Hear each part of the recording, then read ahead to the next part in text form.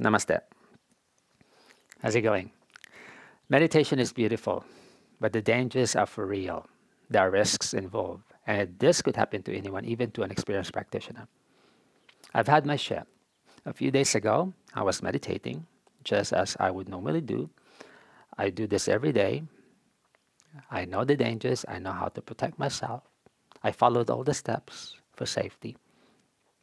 But still, I experienced an electricity overload which affected my hand.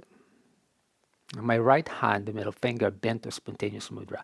My right side has always been my tight spot, my pingala. But that electricity was so intense, it got stuck on my right side, and this affected the nerve of my right hand. And it won't come back, as I've mentioned, and it took a while, several minutes, before I was able to release the compression up.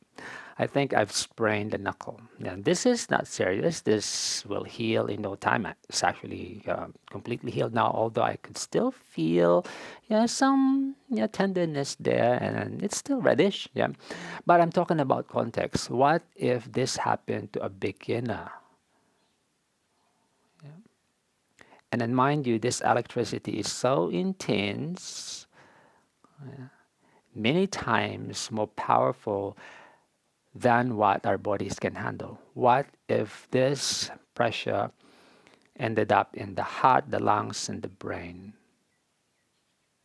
I could consider my energy anatomy strong already, and that protected me from suffering, I say, more serious damage. And for a beginner, so this could be far worse. So the heart and the essence of this talk is we cannot be too careful with our practice. Yeah. So this requires us to really discern and assess and consider the techniques we do. It doesn't mean that if everyone is doing it, it's for us.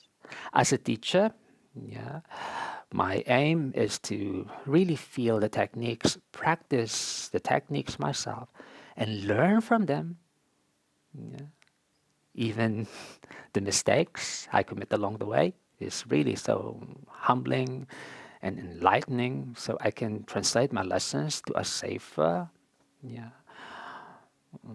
teachings for my students and not hurt them. And hopefully this one becomes your guiding principle too. Not just today, but the many years to come. So if you experience, for example, chest pain, shoulder heaviness, strain in the neck, if your heartbeat starts to go faster as you practice meditation, pranayama, mudra, and then your lips start to tremble, your eyes start to blink uncontrollably, those are indication of energy overload. Stop. It's not worth it. Take a break, and then before you resume, talk to your teacher. So you will be given progressive lessons. Because meditation, as I've mentioned, it's not something to be played with, because we are awakening dormant centers in the body and the brain, and once these silent areas awaken, they could release the electricity so potent that our bodies might suffer from overload, energy cuts, short circuits, and this could lead to serious health and wellness repercussions. Always take care, and I'll catch you in the next one. Namaste.